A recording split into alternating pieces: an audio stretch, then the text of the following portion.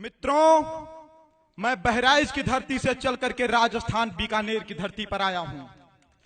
मैं बहराइच की धरती से चल करके राजस्थान की धरती पर आया हूं। और क्यों आया हूं? अपने बिटिया की शादी देखने नहीं आया हूं, अपने लड़के की शादी देखने नहीं आया हूं, गेहूं का रेट तय करने नहीं आया हूं, संपत सारों जी से कोई बिजनेस डील करने नहीं आया हूं। मैं इसलिए आया हूं क्योंकि आज दो दो कौड़ी के लोग हमारे समाज को गरियाते हैं, जिनकी कोई औकात बिसात नहीं, जो हमारी छत्र छाया में जिए, वो आज हमारी औकात और बिसात बता रहे हैं। इसलिए मैं आया हूं। मैं किसी दलित के विरोध में नहीं हूं, मैं सिर्फ और सिर्फ उस दलितवादी सोच के विरोध में हूं जो 70 साल बाद भी मर्सिडीज से चलते हैं और गरियाते हैं बाभनों ठाकुरों को। मर्सिडीज से चलते हैं और गरियाते हैं बाभनों ठाकुरों को।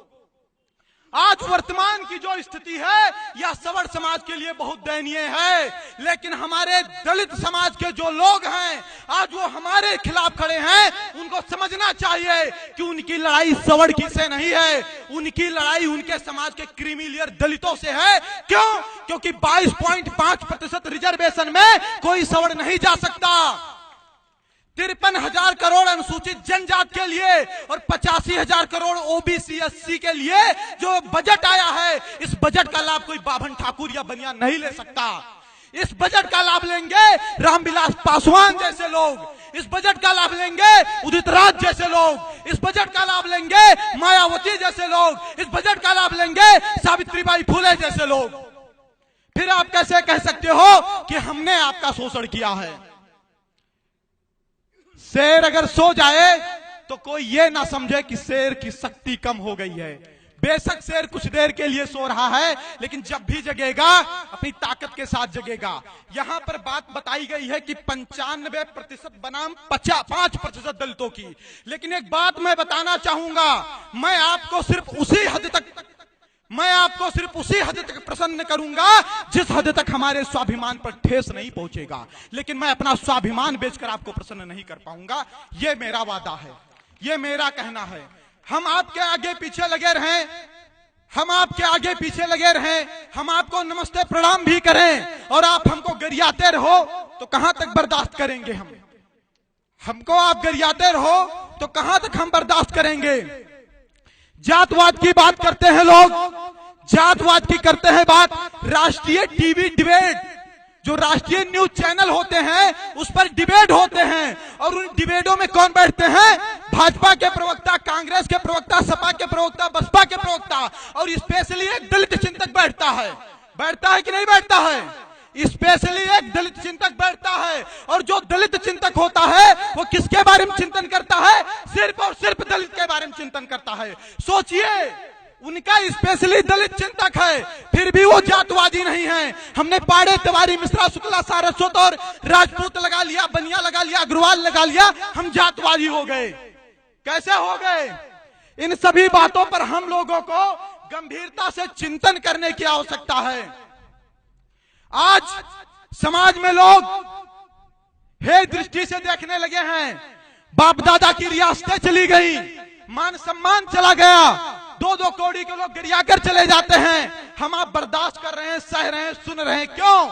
क्या मजबूरी है? यहां पर इतने लोग आए, कुछ लोग दुख भी व्यक्त कर रहे हैं, कुछ लोग प्रसन्नता भी व्यक्त कर रहे हैं, लेकिन इन बातों पर ना मैं दुख व्यक्त करता हूं ना प्रसन्नता, क्योंकि जहां से हमने इस लड़ाई को शुरू किया था वहां पर तो मात्र एक लोग हमारे साथ थे। आज भला इतने लोग हमारे साथ तो खड़े हैं, यह हमारी सबसे बड़ी उपलब्धि है। मुझे विश्वास है कि राजस्थान के सभी भाई बहन मेरी बात समझ पा रहे होंगे, और मैं चाहता हूं कि जो भी मित्र जा रहे हैं वो रुकें 2-4-5 मिनट, कुछ बात सुने तब जाएं, क्योंकि हम भी बहराइच से आए हैं, उत्तर प्रदेश से 1000 किलोमीटर यात्रा करके आपके यहाँ, और इसलिए आए हैं। मैंने बताया कि मैं अपनी बिटिया की शादी के लिए नहीं आया हूं, आप लोगों के गांव, आप लोगों के जिले, आप लोगों की धरती पर आप लोगों को जगाने के लिए आया हूं। यहां मोदी जी का, राहुल जी का, अखिलेश जी का अगर सभा हो तो 35 रुपए के लंच पैकेट पर लोग चले जाते हैं। मोदी जी, राहुल जी, अखिलेश जी का अगर सभा हो तो 35 रुपए के लंच पैकेट पर लोग चले जाते हैं।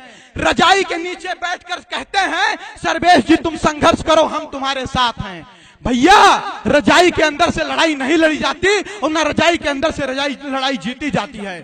अगर सारी लड़ाइयां रजाई के अंदर से लड़ी और जीती जाती तो मंगल पांडे को ना गोली चलानी पड़ती और भगत सिंह को ना फांसी पर चढ़ना पड़ता। मैं कहना चाहता हूं कि आप अगर मेरे संघर्ष में साथ हैं तो आप आइए, और अगर आप आएंगे तो हमें संघर्ष करने की आवश्यकता नहीं पड़ेगी। अगर यह समाज जगह ही होता तो आज ऐसी सभाओं के आयोजन करने की आवश्यकता ना पड़ती। आज हम लोग इतना संघर्ष कर रहे हैं, दिन रात दौड़ रहे हैं, 15-15 दिन 20-20 दिन हम लोग सिर्फ और सिर्फ यात्रा में रहते हैं समाज को जगाने के लिए। अभी हमारे उत्तर प्रदेश के फिरोजाबाद में कुछ छत्रियों ने अपने दरवाजे पर लिख दिया कि यह मकान बिकाऊ है। क्यों? क्योंकि वहां पर दलित आतंकवाद है। क्यों? क्योंकि उनके पर SC ST एक्ट लगवाकर उनको प्रताड़ित किया जाता है। हम वहां पर गए और उनसे हमने बताया कि देश के लिए क्षत्रिय मरा, धर्म के लिए क्षत्रिय मरा, और आज अगर क्षत्रिय अपनी दीवार पर लिखेगा कि यह मकान बिकाऊ है तो हम कहां रहेंगे? अगर आज क्षत्रिय लिखेगा कि यह मकान बिकाऊ है तो हम कहां रहेंगे? 2-2 लाख ब्राह्मणों के जनेऊ तोड़ दिए गए, तब जाकर के धर्म बचा। ये जो आज प्राउड के साथ जय भीम और जय मीम के नारे लगा रहे हैं, इनको पता होना चाहिए मोहम्मद गौरी और अकबर के गोलियां तलवारें हमारे बाप दादाओं ने सीने में झेली, तब ये पीछे जिंदा रहे। हमारी आबादी कम है, तुम बताते हो कि तुम 15% हो, तुम ही नहीं कर पाओगे। हमारी आबादी हिजड़ों की तरह ताली बजाकर नहीं खत्म हुई है, मर्दों की तरह देश और धर्म के लिए लड़कर खत्म हुई है। 12-12 साल के राजपूत लड़के, उनकी माताएं इसे तिलक लगा देती थी और युद्ध क्षेत्र में भेज देती थी, और जो बहनें होती थी वो जौहर कर लेती थी। यहाँ जनेऊ तोड़ दिए जाते थे, तब धर्म बचा है। मंगल पांडे, भगत सिंह शादी विवाह नहीं किए और देश के लिए लड़ गए, तब ये आजाद है। जिसको आज आप अपने आप को मूल निवासी बता रहे हो ना, एक भी मूल निवासी नहीं खड़ा था देश की आजादी के लिए और धर्म की आजादी के लिए। जिनको यह लगता है कि यहाँ के बाभन ठाकुर इनका शोषण कर रहे हैं, वो एक बार नजर पाकिस्तान पर डाले, जहां ये 23% थे और 1.9% बचे हैं। इनको पता चल जाएगा कि इनका शोषण किसने किया है। हमारे बाप दादाओं ने 565 रियासतें दी, तब इनको प्रधानमंत्री आवास के तहत जो योजना मिला, तब घर बनवाने के लिए जमीन हो पाया है। ये हमारे बाप दादाओं की देन है। हमारे बाप दादाओं की देन है कि यूनिवर्सिटी बनी है। हमारे बाप दादाओं की देन है कि प्लेटफार्म बने हैं। हमारे बाप दादाओं की देन है कि अनुसंधान केंद्र बने हैं। क्या मिला हमको? नहीं चाहिए आरक्षण की भी, ले जाओ तुम। एक नहीं, 20 चंद्रशेखर रावत को दे दो, 20 सतपाल तौर को दे दो, लेकिन अगर तुम्हारी औकात है तो हमारी रियासतें वापस कर दो। तुम्हारी औकात है तो हमारी रियासतें, हमारे धन वापस कर दो। नहीं कर पाओगे, कंगाल हो जाओगे, क्योंकि पूरा का पूरा भारत हमारी रियासतों पर टिका है। हमने अपना सब कुछ छोड़कर अखंड भारत का सपना देखा था। 7 लाख पंडित कश्मीर में काटे गए, भगाए गए, लेकिन उन्होंने आतंकवाद का रास्ता नहीं अपनाया। उन्होंने ट्रेन नहीं फूकी, उन्होंने घर नहीं जलाए, उन्होंने बस नहीं जलाए। क्यों? क्योंकि इस देश से सबसे ज्यादा प्रेम है तो हम राष्ट्रवादियों को है। हमारा DNA टेस्ट करवा लो, हमारा DNA टेस्ट करवा लो। हमसे ज्यादा कोई राष्ट्रवादी मिल जाएगा, मैं भारत छोड़कर चला जाऊंगा। सही बता रहा हूं। बाप दादा देश और धर्म के लिए लड़े, उनका लड़का आज सिस्टम से लड़ रहा है, उनका लड़का रिजर्वेशन से लड़ रहा है, उनका लड़का SC ST एक्ट से लड़ रहा है। भारत में पहले जब मृत्यु दंड दिया जाता था तो मृत्यु दंड के अपराधी से उसकी आखिरी इच्छा पूछी जाती थी कि नहीं पूछी जाती थी? मृत्यु दंड के अधिकारी से आखिरी इच्छा पूछी जाती थी। लेकिन हमारे देश का संविधान तो देखिए, हमारे देश में समानता का अधिकार तो देखिए, हमारे देश की डेमोक्रेसी तो देखिए। यहाँ SC ST एक्ट में आखिरी इच्छा भी नहीं पूछी जाएगी कि आप सही हो कि गलत। सोचिए, हम एक मृत्यु दंड अपराधी से भी बदतर स्थिति में हैं। मुस्कुराइए मत, सोचिए, चिंतन करिए। कहां थे, कहां पहुंच गए, कहां थे, कहां पहुंच गए, और आने वाले समय में कहां पहुंचेंगे।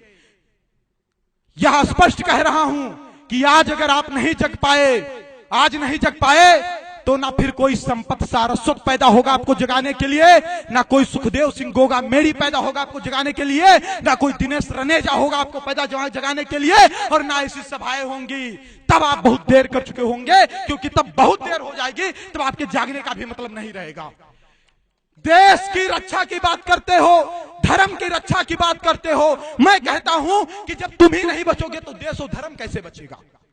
बताइए, जब आप ही नहीं बचोगे तो आपका देश और धर्म कैसे बचेगा?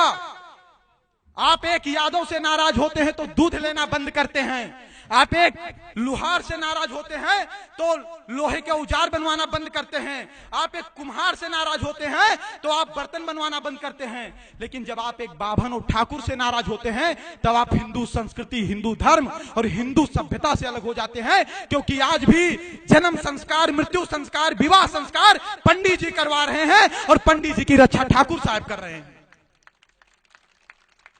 जागिए, जागिए, सिस्टम चेंज होगा। क्यों चेंज होगा बता रहा हूं।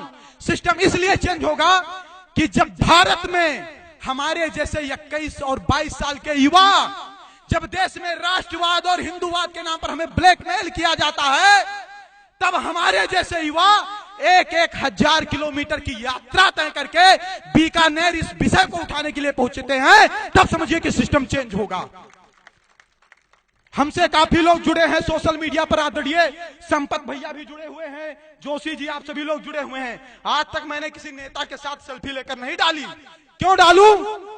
सुप्रीम कोर्ट का फैसला आता है, प्रमोशन में रिजर्वेशन मौलिक अधिकार नहीं है, राज्य सरकार बाध्य नहीं है।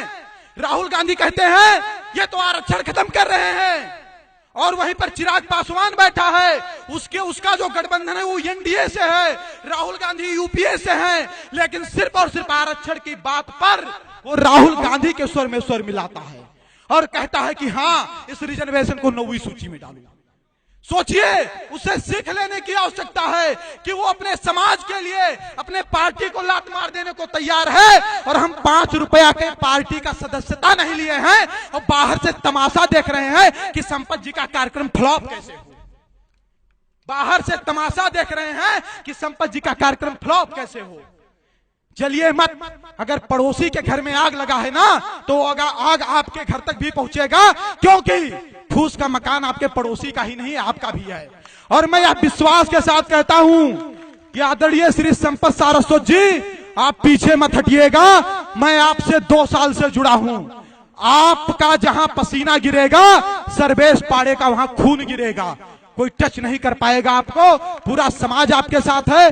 और मैं इसी मंच से आदरणीय श्री सुखदेव सिंह गोगा मेरी जी से आशीर्वाद भी मांगता हूं कि वो हमें आशीर्वाद दे, और यहाँ पर जितने भी श्रेष्ठ जन हैं वह सभी हमें आशीर्वाद दें। इन भुजदंडों में वो ताकत है कि इस देश की दिशा और दशा बदल देंगे, काल की चाल बदल देंगे। हम बाभन हैं, हम 51 रुपया पर शनिश्चर की 7.5 खत्म करवा देते हैं, फिर ये रिजर्वेशन क्या चीज है। और एक बात और सुन लीजिए, बाभनवाद और ठाकुरवाद से हमेशा ऊपर उठकर लड़ाई लड़िएगा। बाभनवाद और ठाकुरवाद से हमेशा ऊपर उठकर लड़ाई लड़िएगा। ये बाभनवाद और ठाकुरवाद की देन है कि आज आपकी यह स्थिति है। ठाकुर हमारे महाराज, हम उनके गुरु होते थे। हम जाते थे, अपना चक्रवर्ती सम्राट का सिंहासन छोड़ देते थे। हम दोनों एक दूसरे के पूरक हैं, ये मैं नहीं, वेद शास्त्र की ऋचाएं कहती हैं। उनसे अलग मत होइएगा, क्योंकि आज भी आपके साथ कोई खड़ा है तो वो राजपूत खड़ा है और कोई नहीं खड़ा है। और अगर बाभन ठाकुर एक हो गए तो वैश्य समाज भी आपके साथ आ जाएगा, क्योंकि उसको संरक्षण कौन देगा। इसीलिए मैं कहना चाहता हूं, इन वादों से ऊपर उठे के आपस में बिना संघर्ष किए यूनिटी बना करके हम लड़ेंगे। और सुनिए, किसी भी समाज का 100% समाज सड़क पर नहीं उतरता, मात्र 5% या 10% लोग उतरते हैं। जिस दिन आप 10% भी सड़क पर उतर आए ना, समझ लो सिस्टम चेंज हो जाएगा। हम प्लेयर नहीं बदलेंगे, हम प्लेयर नहीं बदलेंगे, हम पूरा गेम बदलेंगे। जैसे लोग ऐसे दलितों के चरणों में पड़े हैं ना, ये सवर्णों के चरणों में गिर जाएंगे, ये वादा है आपसे। समय का अभाव है शायद, तो मैं इन्हीं शब्दों के साथ अपनी बारी को विराम देना चाहता हूं। छोटा बेटा हूं आपके समाज का। मेरी बातों से अगर कहीं किसी दलित समाज के भाई को भी जो हमारी विचारधारा से तालमेल रखते हैं, मैं जिहादियों की बात नहीं करता हूं, उनसे अगर कोई कष्ट पहुंचा होगा तो आकर के माफी नहीं मांगूंगा, आकर के समझ लीजिएगा, समझा देंगे कि हम गलत नहीं थे। भारत माता की, भारत माता की।